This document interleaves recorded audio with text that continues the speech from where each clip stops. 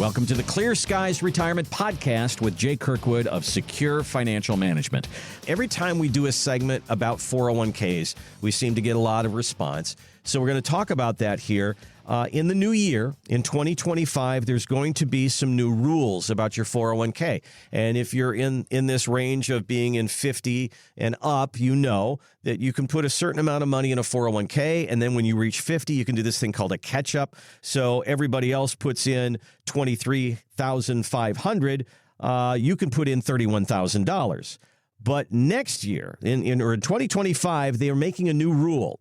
If you're between the ages of 60 and 63, you can put an additional amount of money in there to add up to $34,750, which seems nice. But should you? I mean, Jay, when I think about the money that's in my 401k, it is certainly my biggest retirement asset.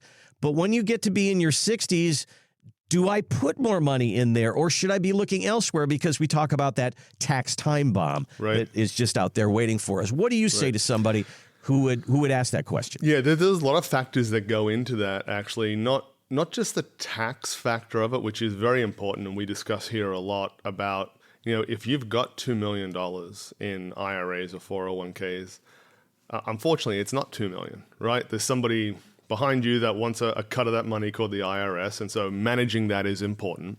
This is why we always come back to the concept of planning, right? Not just the investment management side of it, but planning.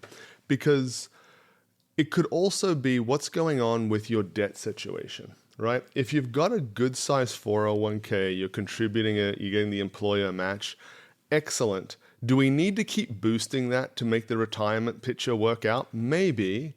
But maybe that's okay right now, and what we can do is redirect and focus on getting my vehicle paid off before I retire, getting that credit card balances paid down. Maybe you're really close on the house, and if we accelerate the payments on that, we can get it paid off before you retire. And I know there's kind of a concept out there in the financial world. You've got to be debt-free before you retire. You've got to be debt-free before you retire. Well, the fact is that's not true, right? As long as we can manage the payments within it, it's going to help, right? It's certainly going to help if you're debt-free when you retire. But that's true at any stage of life, right? If you're debt-free, that would be great.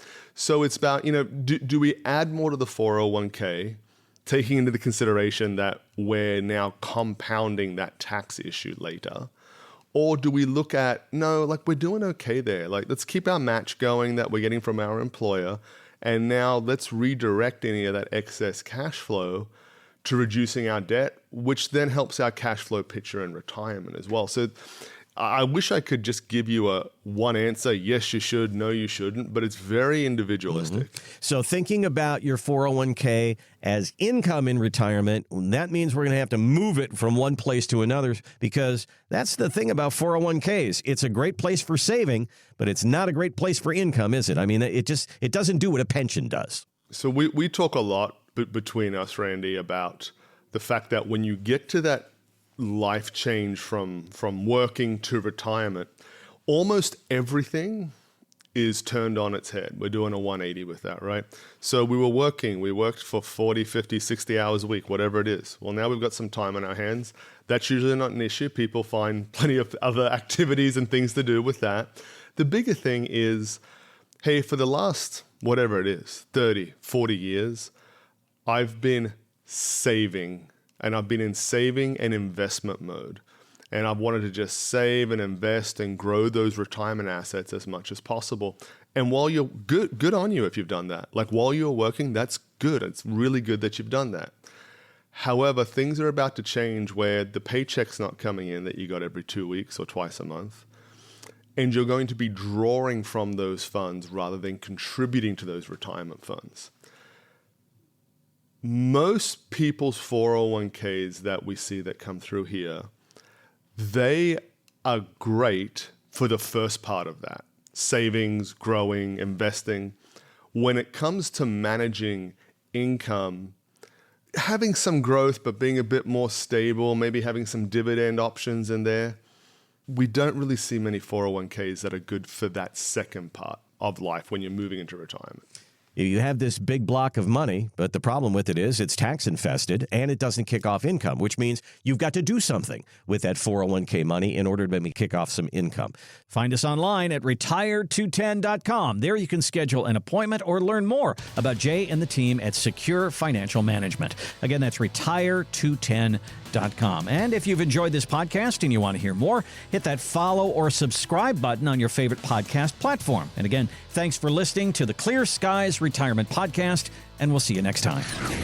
Investment advisory services offered through investment advisory representatives at Secure Financial Management, a registered investment advisor. Exposure to ideas and financial vehicles discussed are not designed nor intended to be applicable to any person's individual circumstances. It should not be considered as investment advice, nor does it constitute a recommendation that anyone engage in or refrain from a particular course of action. Past performance is not a guarantee of future results. Investments can fluctuate, and when redeemed may be worth more or less than when originally invested. Financial professionals are not licensed in all 50 states. To find out if Secure Financial Management is licensed in your state, please contact their office. Secure Financial Management is not affiliated with nor endorsed by the Social Security Administration or any other government agency. Annuity guarantees rely solely on the financial strength and claims-paying ability of the issuing insurance company. By contacting us, you may be provided with information about insurance and annuity products offered through Wholesalers Insurance. Jamin J. Kirkwood, Texas Insurance License number 1421850.